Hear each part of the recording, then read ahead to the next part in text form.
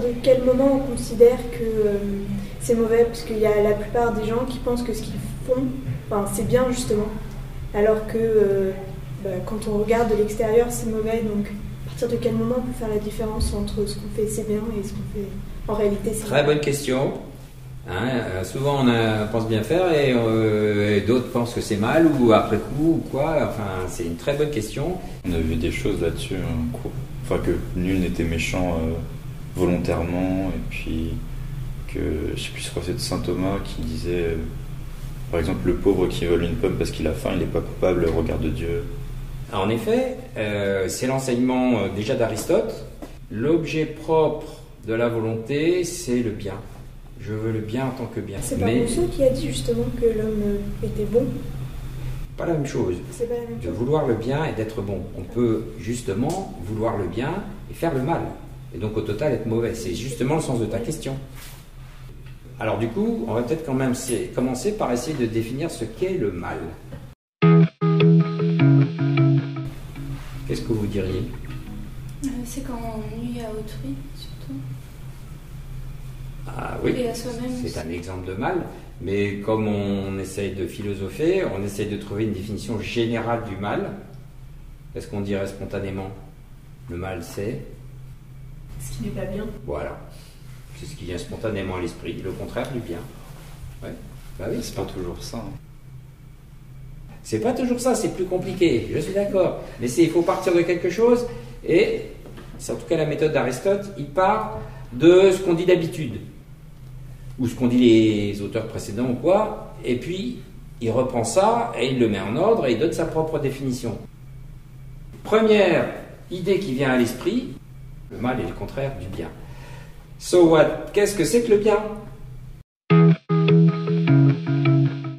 Je sais pas déjà si c'est quelque chose d'unique forcément. Parce qu'on dit le bien, il y a plusieurs formes de bien. C'est tout à fait vrai. Mais c'est vrai un peu pour toutes les notions qu'on appelle universelles. Par exemple, on dit l'homme, il y a plein d'hommes qui sont bien différents. On peut en philosophie définir le bien en tant que bien. Il y a un philosophe, Platon, qui a tout fondé sur l'idée du bien. Il y a un être suprême chez lui qui est le bien en soi. Alors pour Aristote, il dira que le bien, c'est, au sens plus général, au sens qu'on dira métaphysique, ce qu'on appelle un transcendantal, c'est un équivalent de l'être.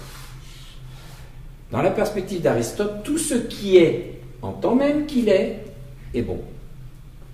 C'est bon d'être. Et être, c'est être bon. Une araignée, elle peut nous déplaire parce qu'elle peut nous piquer, elle nous fait peur, mais en tant qu'être, elle est bonne. Tout être, en tant qu'il est, il est bon. Les transcendantaux, ce sont les différentes caractéristiques, les différents équivalents de l'être. Nous ne pouvons pas penser l'être d'un seul concept. Et donc, on le décline avec l'un. Tout être est un, c'est-à-dire individu. Il a une unité propre en tant même qu'il est un être. Il est vrai, autant qu'il est intelligible, pour autant qu'il est intelligible, qu'il est saisissable par une intelligence. Il est bon, pour autant qu'il est saisissable par notre désir, par notre appétit. Le bien, c'est l'être en tant que désirable, objet du désir ou de l'appétit. Voilà la définition la plus générale du bien.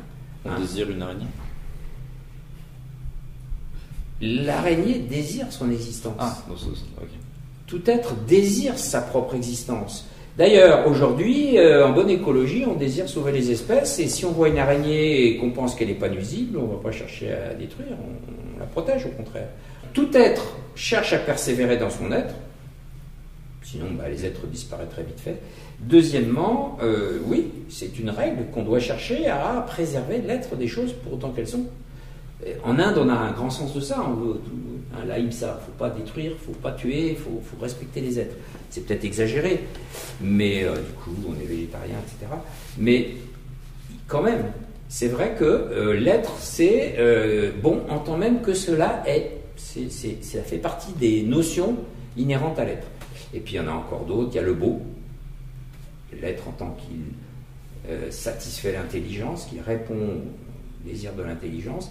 Et puis il y a encore d'autres, la reste d'être une chose, tout être est quelque chose, et là liquide, tout être est différent du reste. D'être ceci, c'est ne pas être cela, voilà les transcendantaux. Le bien en général, dans sa notion universelle, est un équivalent de l'être. Hein, c'est l'être en tant que désirable. C'est très important cette notion, parce que justement, quand nous désirons quelque chose, nous le désirons en tant que bon. Le voleur qui va cambrioler une banque, c'est mal en soi du point de vue de la règle, mais par contre, lui, il voit que c'est bon pour lui d'avoir de l'argent, et bon, comme il n'a pas envie de trop travailler pour se procurer, ou qu'il n'a pas les moyens, eh ben, il trouve que c'est une bonne méthode de cambrioler. Pour lui, c'est bon. Nous ne faisons quelque chose que pour autant que nous le trouvons. Pourquoi? Parce que c'est l'objet propre du désir. On désire une chose pour autant qu'elle nous paraît bonne. Voilà pour le bien. C'est l'être en tant que désirable. Alors il y a l'être métaphysique, hein, l'araignée, tout ça, l'être de l'araignée. Puis après, il y a l'être plus particulier qu'on appelle l'être de l'agir, c'est-à-dire l'être moral. Hein, c'est donc quand c'est le bien ou mal du point de vue moral. Et ça concerne non pas toutes les choses pour autant qu'elles sont, mais les choses pour autant qu'elles répondent à notre agir, qu'elles sont à faire. Hein, c'est des choses à faire ou à ne pas faire. Qu'est-ce qu'on va dire du mal maintenant? Si le bien c'est un équivalent de l'être, qu'est-ce qu'on va dire du mal? J'ai commencé par décrire le bien comme une dimension de l'être, d'accord? Donc le mal serait le contraire du bien, serait donc quoi? Le contraire de l'être? Une dimension de non-être. De non-être. Ah oui, mais oui, c'est justement du non-être. Alors, est-ce que c'est du pur non-être?